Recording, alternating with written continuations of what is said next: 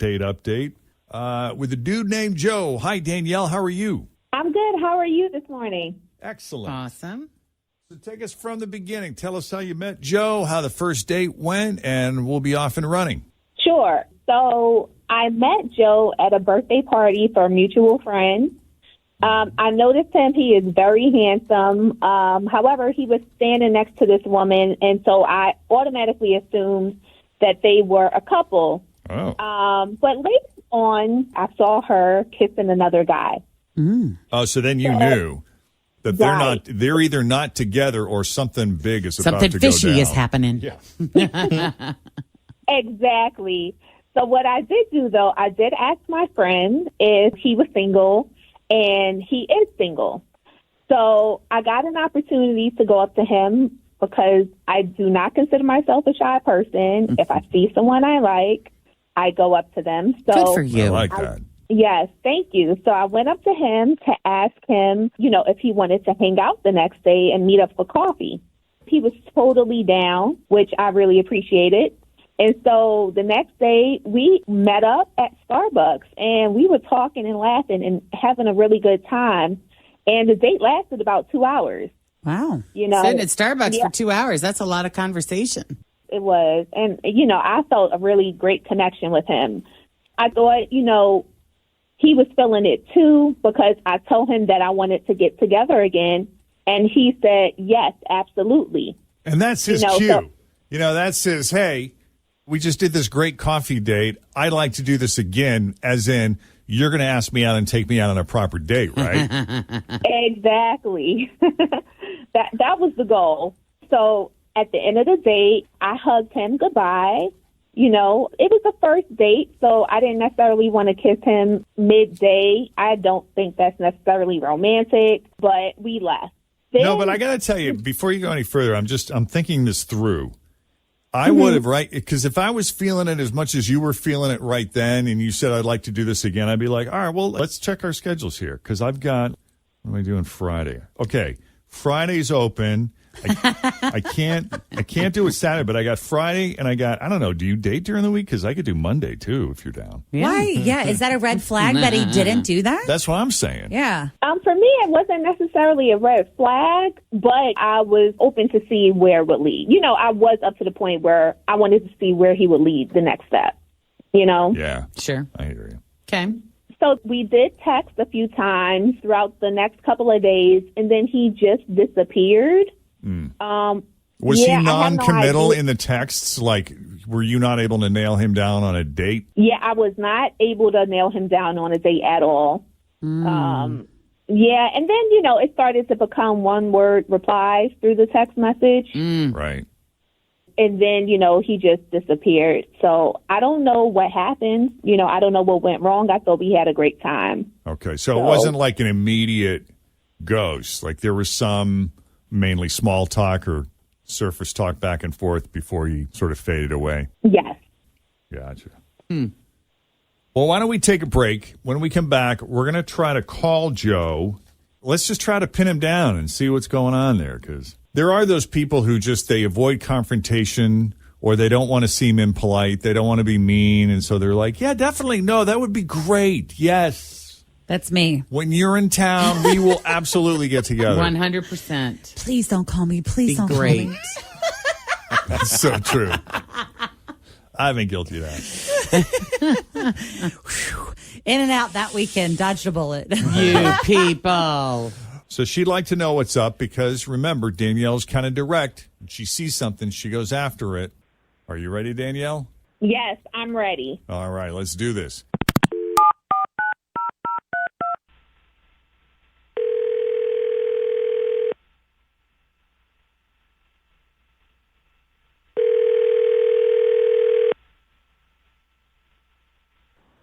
Hello? Hi, is this Joe? Speaking. Joe, when are we going to do that coffee date? Jeff and Jenn, huh? Hi, Joe. He sounds familiar. Oh, man. How do you guys get my number? What are you, like the FBI? Yep. Uh-huh. We're pretty good. Jeez. Totally like the FBI. Okay. Well, it's this time in the morning. Let me guess. Second date update? Yes, sir. You're a sharp guy. You've been named as a person of interest in a case of ghosting. Actually, it was more like a soft ghost. You and Danielle hung out at Starbucks for a couple of hours, and it seemed like, I don't know, it seemed like there was a mutual attraction there. So I don't know what happened. Were you just trying to not be rude, or? Yeah, Danielle, she's just not the kind of girl I want to date, to be honest with you. Sorry. No. I mean, we appreciate the honesty. Can you tell us why? Yeah, sure, man. I have a dog, and I've had him, his name's Rain. I've had him for about 10 years now. We're like joined at the hip. He's my best friend. And I found out that Danielle agreed to pet sit for a friend while the friend was gone. And this chick ended up giving the dog away. Like, what? Yeah. It's like, what the hell? Who does that? And honestly, after hearing... Who'd she give it to? Let's go back. Did she give it? I mean, did she just give it to somebody else to take care of while the friend was gone, or she rehomed the dog? No, she took it to the pound so it could be rescued. Rescued from what? I have no idea.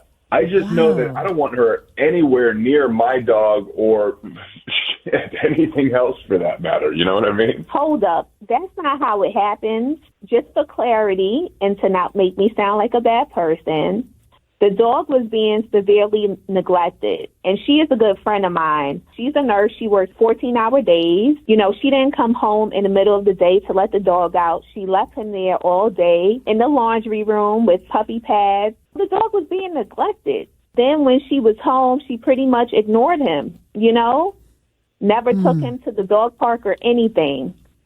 She didn't play with him, it literally no connection with the dog. How long were you aware of this before you took it upon yourself to remove him from your friend's home?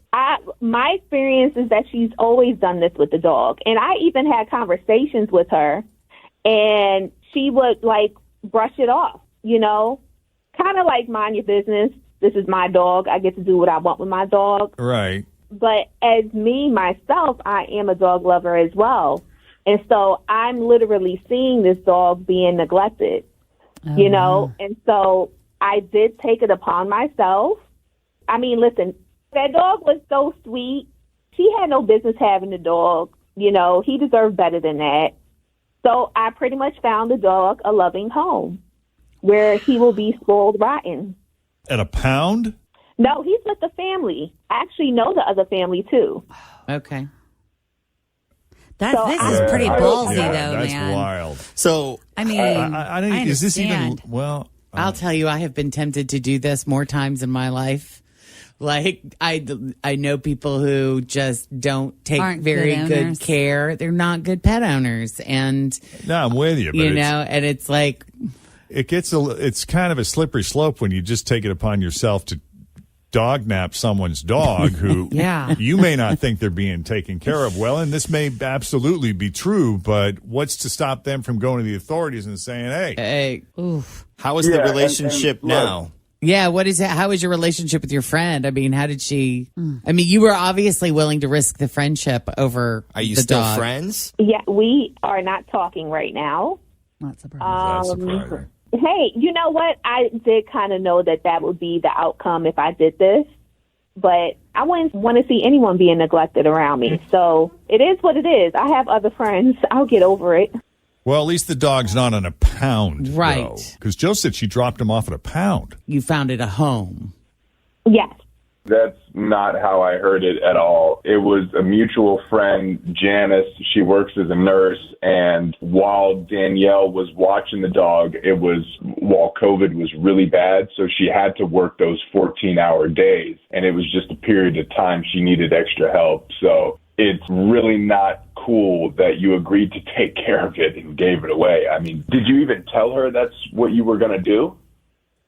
No. Of course, she would never let me do it. I did what was best for the dog. Jeez. Okay. I wish we could talk to Obviously, the dog. Yeah, there's a disagreement here. But it's I wish we agree to could- disagree. Yeah. I wish we could talk to the dog and say, what was your life like and is it better now? Right. Wow. Okay, well, that's that. I'm just happy that the dog is in a loving home, at least according to Danielle. Yeah. Obviously, no second date here. And, Joe, we appreciate you coming on the show and explaining to us what happened. Yeah, thank you guys for having me. But hope I never hear from you again. We get that a lot. There's one way to guarantee that won't happen, Joe.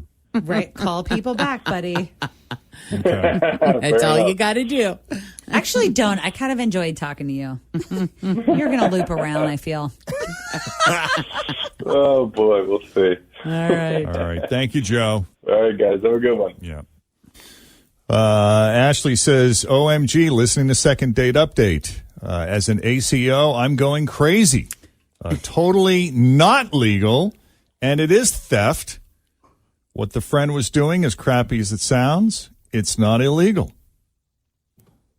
Face slap. Thanks, Ashley. Yeah. Thanks. Boy, Yeah. a lot of people just shaking their heads over this one. I know. So here we go. Let's give away an happy ending. Here's your question. They met at a party, Danielle and Joe. What kind of party was it? Go to the app, go to the Q102 app, enter your one-word answer, and you'll be qualified for the $100.